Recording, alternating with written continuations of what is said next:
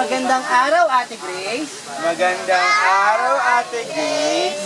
Magandang araw, Kuya Carlos. Magandang araw, Kuya Carlos. Magandang araw, Ate Jill.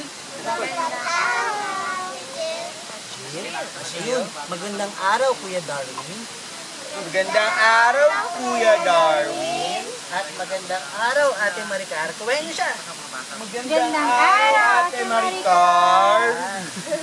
Ngayon, si Kuya Ray ay magkukwento. Gusto niyo bang makarinig ng kwento? Opo! Nasa kamay. Sinong gusto? Sinong gusto makinig? Kami! Yay!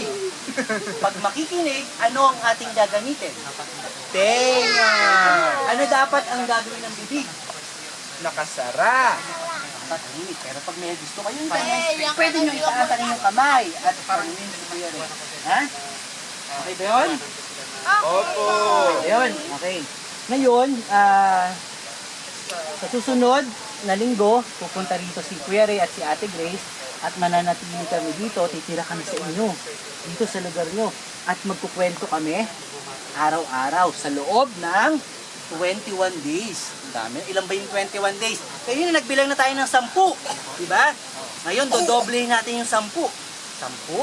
Ate Grace, yung 10 kamay mo. Ayan.